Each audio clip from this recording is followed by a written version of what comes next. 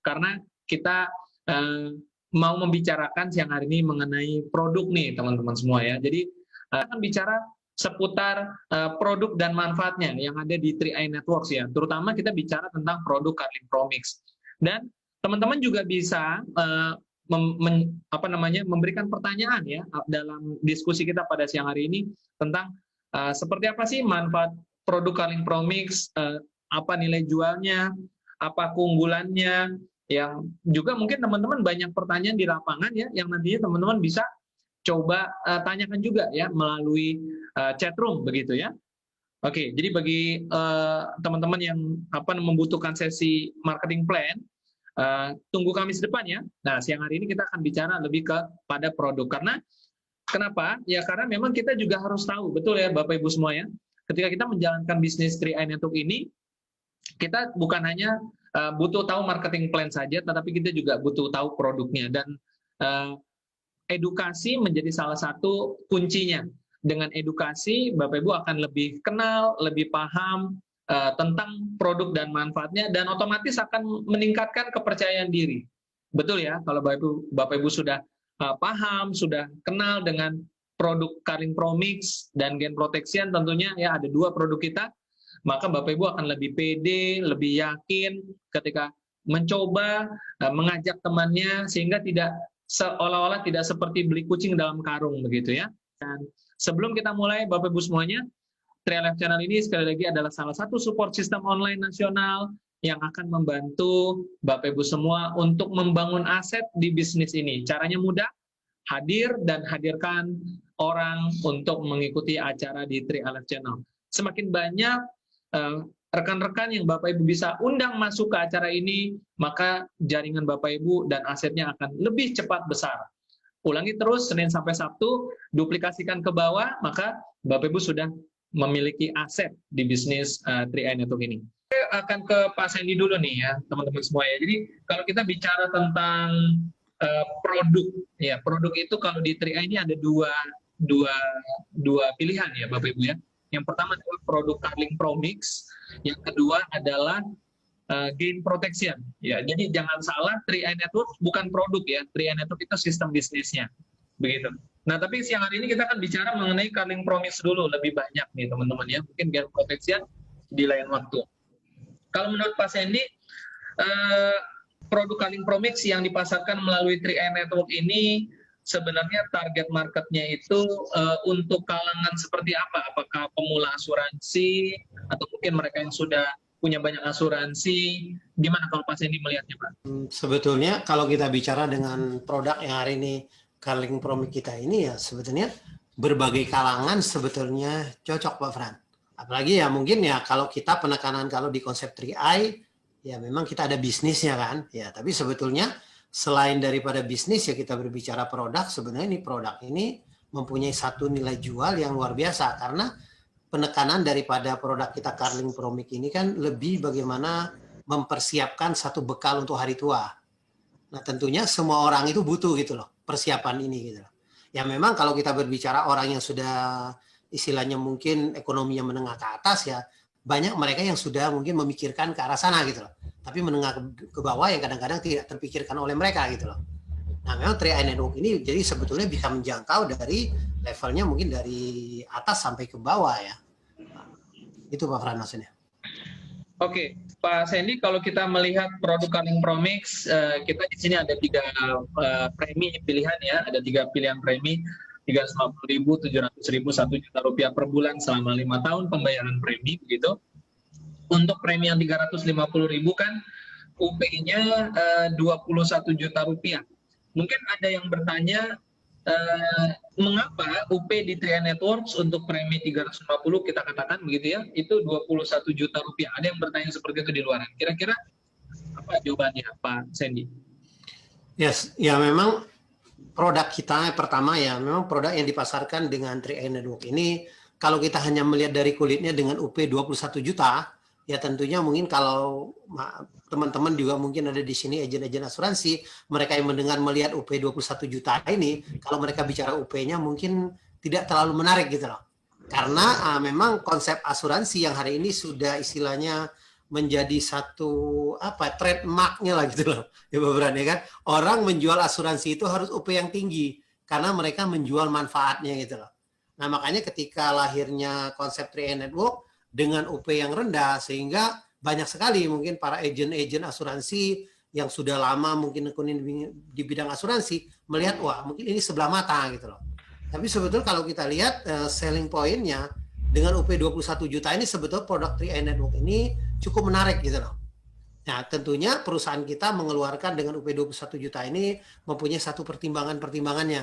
Nah, salah satu ya kita ingin memasarkan ya sebetulnya dengan 21 juta ini istilahnya itu dan pertama lebih simpel sih sebetulnya ya kan.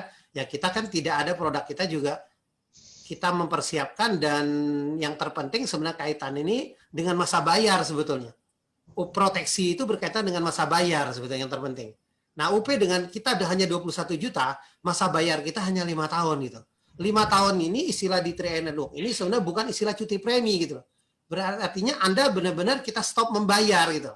Anda kalau misalnya uangnya Anda tidak ambil-ambil gitu ya kan, tidak ada ganggu artinya setelah Anda selesai membayar 5 tahun gitu, Anda tidak ada kewajiban lagi untuk membayar. Tapi tetap yang namanya biaya asuransi tetap akan dipotong sampai seumur hidup selama Anda diproteksi gitu loh. Tapi diasumsikan mencukupi gitu loh. Tapi ini kan sudah dihitung sedemikian rupa gitu loh. Tapi di tempat lain itu dengan UP yang tinggi itu sebenarnya tidak ada batasan membayar. Mereka istilahnya hanya membayar 10 tahun, tapi sebetulnya masa bayar panjang gitu loh. Karena proteksinya tinggi. Semakin besarnya proteksi yang tinggi, artinya nilai yang kita bebani itu semakin tinggi gitu loh. Sebenarnya istilah 3i saya sering ilustrasikan seperti kita ini menjual nasi goreng gitu istilahnya kan. Kita ini hanya nasi gorengnya standar gitu loh. Kalau yang lain itu kan nasi goreng itu mungkin dikasih bumbu gitu, kasih daging, kasih ayam, kasih apalah gitu, nasi goreng spesial gitu loh. Kalau nasi goreng spesial kan tentu biayanya lebih mahal gitu. Ini sebenarnya dasarnya yang perlu. Oke. Dan saya juga pernah mendengar Pak Sandy dan teman-teman ya, ada satu acara program yang membahas tentang asuransi waktu itu di radio ya. Kalau nggak salah radio Smart FM atau apa begitu ya.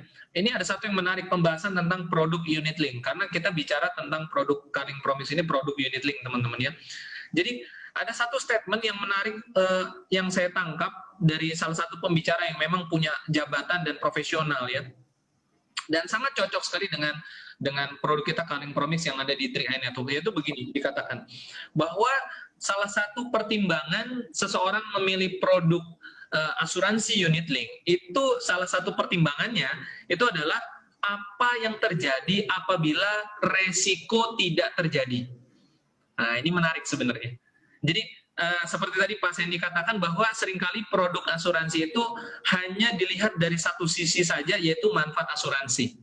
Artinya kalau terjadi resiko, begitu ya. Nah, kalau teman-teman mungkin di Indonesia kita kenal ada yang namanya BPJS ya, JKN ya, mungkin teman-teman sebagian pengguna gitu ya. Kalau terjadi resiko sakit, maka akan ada manfaat, ya kan? Seperti itu kan? Kalau terjadi resiko sakit. Nah, pertanyaannya kalau tidak terjadi resiko sakit, bagaimana gitu ya? Nah, sama halnya dengan di 3i, statement dari yang saya dengar di radio itu sangat menarik sekali karena sangat tepat sekali. Jadi kita punya UP 21 juta ini saya memandangnya begini teman-teman. Kalau di bawah 5 tahun terjadi resiko, kita belum selesai bayar premi, maka kita punya satu nilai sebenarnya yang lebih besar dari premi yang kita bayarkan. Dan itu diberikan kepada keluarga. Bahkan ada plus-plus investasinya. Nah, tetapi apa yang terjadi jika resiko tidak terjadi? Karena belum tentu kan masyarakat kita di luar sana ada yang mengatakan belum tentu saya kenapa-kenapa begitu ya. Sehingga seolah-olah tidak butuh asuransi. That's why, teman-teman. Itulah mengapa di 3i ini ada satu kelebihan keunggulan menurut saya simak dari pembicara di radio itu mengatakan, ya kalau tidak terjadi resiko, salah satu pertimbangan memilih produk unit link yang karakternya seperti di 3i itu adalah dia punya nilai investasi, dia punya nilai tunai, yang nilainya sebenarnya relatif cukup besar loh teman-teman. Katakan sekitar 80% itu nilai tunai sebenarnya dari premi tersebut. Ya, dan itu bisa digunakan ya barangkali mungkin untuk sekolah anaknya, untuk biaya segala macam ya. 5 tahun dari sekarang biasanya motor-motor sudah rusak harus diganti kan, beli baru lagi, betul nggak? Nah, dari situ bisa. Kita akan coba beralih ke pertanyaan dulu. Di sini saya lihat ada pertanyaan masuk, dan mungkin teman-teman yang lain juga boleh bertanya seputar produk ya pada siang hari ini ya. Pak Sendi, apakah siap menjawab pertanyaan, Pak Sendi? Ini ada pertanyaan dari Oke, Pak. Mais Umter, seorang ibu atau seorang bapak, saya kurang begitu paham ya, mungkin nanti bisa diberikan keterangan tambahannya. Seandainya resiko itu terjadi, bagaimana proses kepemilikan polis kita ini pindah ke ahli waris yang sudah kita tunjuk, siapa yang mengurus dan bagaimana prosesnya hingga ahli waris bisa mengetahuinya. Ya, memang Pak Sendi dan teman-teman masih banyak di masyarakat kita ya yang memang masih awam begitu dengan asuransi. Jadi mudah-mudahan dengan edukasi kita sore hari ini banyak yang lebih paham lagi ya tentang asuransi itu bagaimana. Mungkin Pak Sendi bisa menjawab pertanyaan tersebut dulu, Pak. Saya share pakai slide aja ya Pak Fran, persyaratannya ya. Boleh, Pak. Oke Bapak Ibu. Nah ini adalah prosedur klaim meninggal dunia. Jadi kita ada satu perusahaan, artinya semua standarnya sebetulnya kalau dipelajari semuanya sudah lengkap ya. Jadi kalau mungkin Bapak Ibu bisa cari di website kita, juga di website www.car.co.id, atau bisa juga melalui aplikasi Mobis kita, sebenarnya prosedur klaim ini sudah ada ya. Nah, jadi yang penting kelengkapan dokumen itu harus harus ya sebagai ahli waris harus tunjukin gitu loh. Pertama dari fotokopi KTP pemegang polisnya, fotokopi KTP ahli warisnya, fotokopi kartu keluarganya, fotokopi akte kematian yang terpenting. Jadi yang si tertanggung ini, artinya yang meninggal, ini harus ada fotokopinya, surat keterangan meninggalnya. Ya kan? Terus yang sudah dilegalisir ya di sana oleh pihak yang berwenang. Pertama ya di sini meninggalnya itu di mana gitu ya kan. Kalau dari rumah sakit harus ada keterangan dari rumah sakitnya juga gitu loh. Nah ini surat keterangan dokternya, formulir pemberitahuan klaim meninggal dunia. Nah ini ada formulir juga yang harus diisi gitu loh. Ya, kemudian surat kuasa dari semua ahli waris kalau misal ahli waris lebih dari satu. Nah, ini prosedur-prosedur klaim yang harus disiapkan. Jadi kepada ahli warisnya itu. Ya. Demikian mungkin Pak Fran ya. Ini prosedurnya. Oke, baik. Jadi sebenarnya ya, Pak, kemudian dikirimkan aja ke kantor ya. Oke. Kira-kira menurut Pak Sendi, jika kita punya polis asuransi, sebaiknya pihak luar perlu dikasih tahu tidak, Pak Sendi? Harusnya dikasih tahu ya pihak keluarga. Ya. Jangan disimpan polisnya, betul kan? Iya. Harusnya pihak keluarganya tahu kalau punya asuransi, betul nggak? Iya. Jadi asuransi ini sebetulnya ya terbuka. Tapi kalau seandainya polisnya juga sampai hilang segala, ya kan? Ya sebenarnya tidak masalah. Yang penting kita bisa cek juga kok. Jadi datanya juga tidak akan hilang. Apalagi hari ini kalau pola dengan 3NRU kan kita ada aplikasi. Melalui aplikasi bisa dicek gitu loh. Yang penting ada nomor polisnya gitu loh. Ada KTP-nya gitu loh. Ya, itu akan dicek juga gitu loh. Tanpa mungkin ketika bisa terjadi kehilangan klaimnya juga tetap akan dibayar gitu loh. Kita ada persyaratan-persyaratan yang ini sih dipenuhi. Oke. Jadi memang kita kasih tahu ke pihak keluarga kalau kita punya polis asuransi jiwa, jangan kita umpet-umpetin begitu ya. Karena yang khawatirnya nanti umpet-umpet malah kalau ada resiko terjadi, pihak keluarga tidak mengerti. Ada polis asuransi yang harus diurus, yang bisa berguna dan bermanfaat untuk keluarga yang ditinggalkan. Begitu Pak Sendi ya. Karena memang kebanyakan ada juga yang betul. Dia nggak mau ahli warisnya tahu, bingung juga saya. Okay. Ini Pak Fran, ini pertanyaannya ini saya nggak ngerti. Ini sebetulnya saya nggak tahu kalau dari kita baca Pak. Jadi sebetulnya bukan apa ini, bagaimana proses kepemilikan polis kita yang pindah ke ahli waris. Jadi sebenarnya ini salah ya, kita itu tidak ada pindah polis ya. Kalau terjadi resiko meninggal, polis itu akan langsung diklaim. Jadi uang pertanggungannya dan nilai dari kalau masih ada nilai investasi yang tersisa, itu akan diberikan kepada ahli waris, bukan dipindah tangankan gitu loh ya. Tapi hak bisnisnya bisa dialihkan, hak bisnis 3i Network-nya. Caranya gimana? Si ahli waris harus buka polis baru di ID 3i Network yang bersangkutan. Sehingga si ahli waris tetap bisa menjalankan bisnis ini. Ya, jadi hak bisnisnya bisa diwariskan. Nah kalau UP uang pertanggungannya itu otomatis ya berarti ya otomatis akan dikeluarkan gitu loh.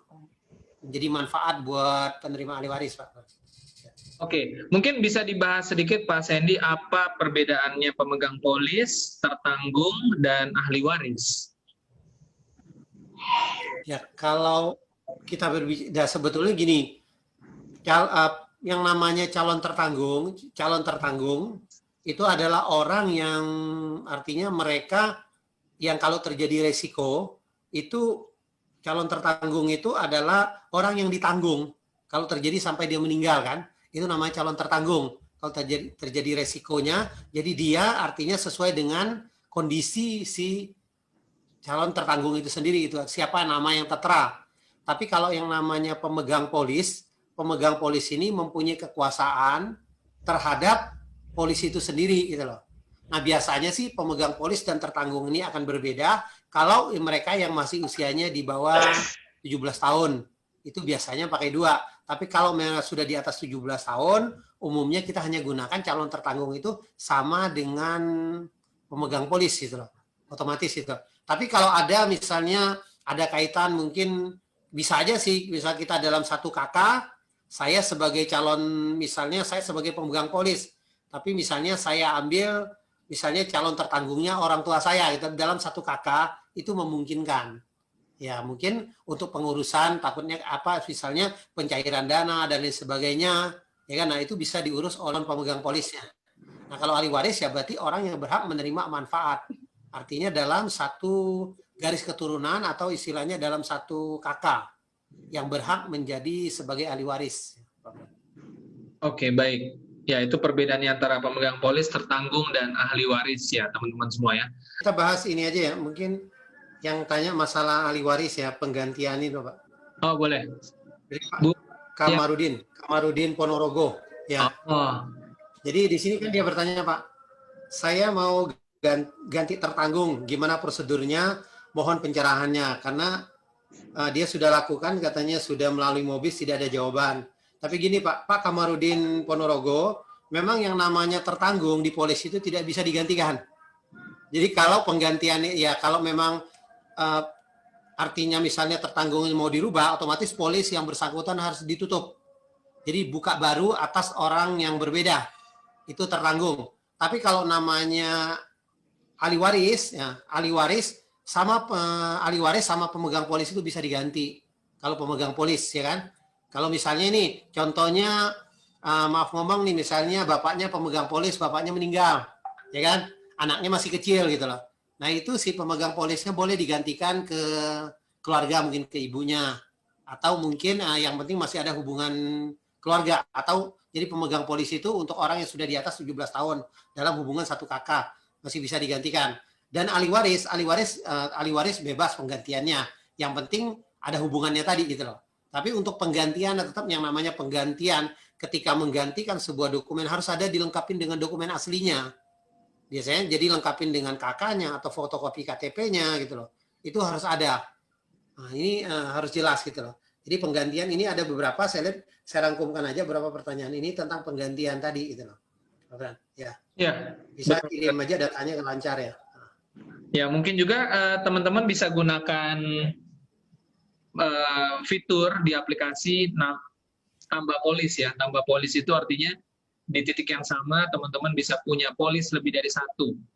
Jadi ya tambah aja polisnya. Apalagi kalau memang baru bayar premi 1 kali, ya mungkin teman-teman bisa tambah polis saja, lebih praktis gitu ya. Jadi langsung ganti data yang baru begitu. Polis yang lama ya sudah sampai di sana aja. Misalkan seperti itu ya. Kalau memang tujuannya mau rubah tertanggungnya, yang lebih praktis ya tambah polis kalau menurut saya.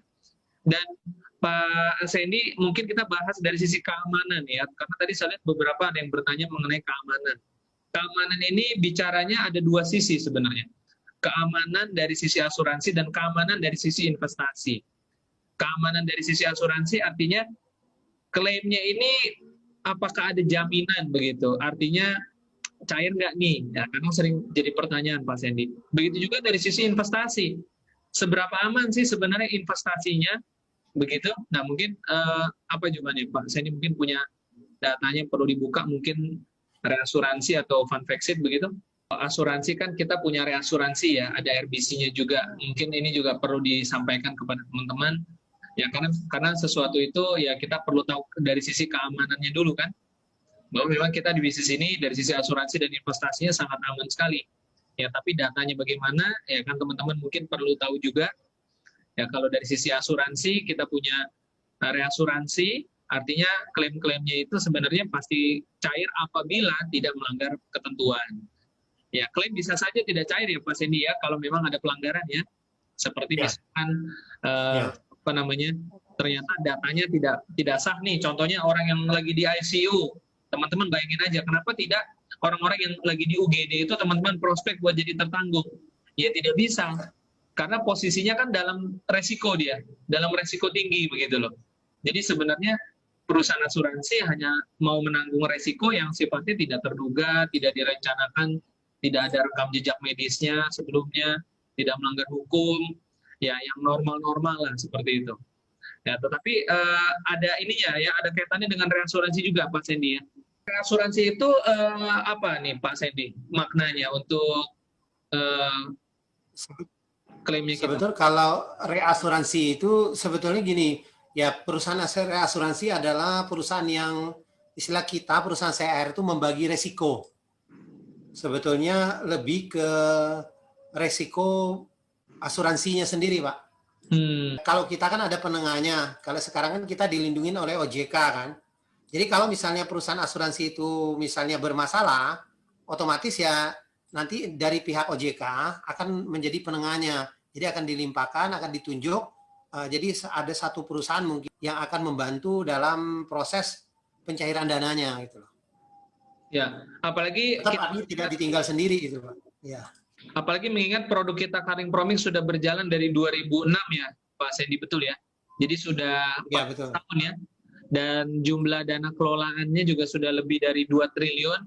Artinya kepercayaan masyarakat sudah cukup tinggi, dan teman-teman juga bisa lihat di Funfactsit ya. Mungkin nanti bisa di-download dari website Sentral Asia Raya begitu. Teman-teman bisa lihat di sana bahwa portofolio investasinya itu solid, aman, ya. Jadi bukan sesuatu yang tidak ada begitu, tapi semuanya bisa dilihat. Pertumbuhan dari waktu ke waktu bisa dilihat. Jadi bisa dibilang kalau investasinya mah sangat terjamin ya Pak Sandy ya, bukan gorengan atau sesuatu yang direkayasa. Karena kita kan mengelolanya juga kan, mereka mungkin kalau Bapak Ibu dengar yang Kar Menyapa yang beberapa sesi yang lalu ya. Nah, di situ kan dibahas bagaimana cara teknik pengolahan dana ya di asuransi kita. Jadi sebetulnya CAR ini adalah satu company, mereka itu sangat berhati-hati sekali dalam pengolahan dana. Jadi ada ketentuan-ketentuan yang mereka benar-benar pegang, mereka tidak langgar sama sekali gitu loh. Makanya hari ini kenapa kita bisa bertahan, bertumbuh sampai 45 tahun. Tapi kalau kita berbicara hari ini, kalau dalam pemikiran kita, semua risiko itu pasti ada. Ya kan? Hari ini ya, maaf ya Pak Fran, kita lagi duduk aja kita ada risiko loh, betul nggak? Kenapa bisa aja kursinya patah, betul nggak ya, kita lagi duduk, betul nggak? Bapak Ibu maaf lagi di jalan, ketabrak dan lain sebagainya, itu ada risiko. Tapi ya kan yang penting kan istilahnya kita kalau kita dengan hati-hati, kita lihat kondisinya, betul nggak? Risiko itu akan terjadi minimal. Nah ini minimal, secara minimal risiko kita kan berbagai pihak, berbagai perusahaan hari ini kita juga sudah dipegang oleh orang-orang yang benar-benar kompeten di bidangnya. Jadi harapan kita Bapak Ibu jangan khawatir, artinya kan, nah karena apalagi dengan track record yang hari ini sudah berjalan gitu loh, nah perusahaan kita ini adalah sangat aman hari ini sebetulnya, ya kan? Apalagi nilai uang kita juga, ya kalau kita berbicara satu polisnya kan juga tidak terlalu besar gitu loh, ya, yang menjadi satu risikonya gitu. Itu mungkin Pak Fran jadi jawabannya Pak. Oke, baik. Ya, jadi teman-teman sekali lagi kalau bicara mengenai asuransinya sangat aman sekali. Keamanannya dari mana? Satu, teman-teman bisa cek nanti di website CAR juga ya, maupun di Facebook official 3i dan CAR begitu.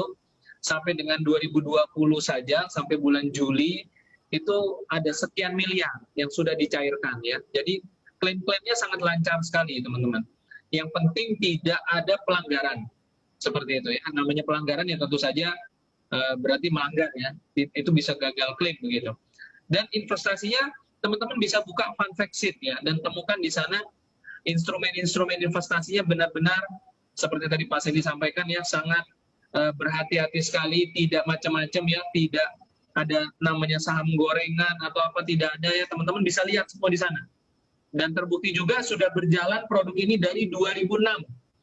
Dari 2006 sampai 2020, 14 tahun.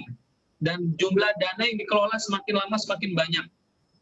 Jadi itu yang membuktikan sebenarnya rekam jejak ya teman-teman ya. Kalau satu produk baru mungkin teman-teman boleh khawatir.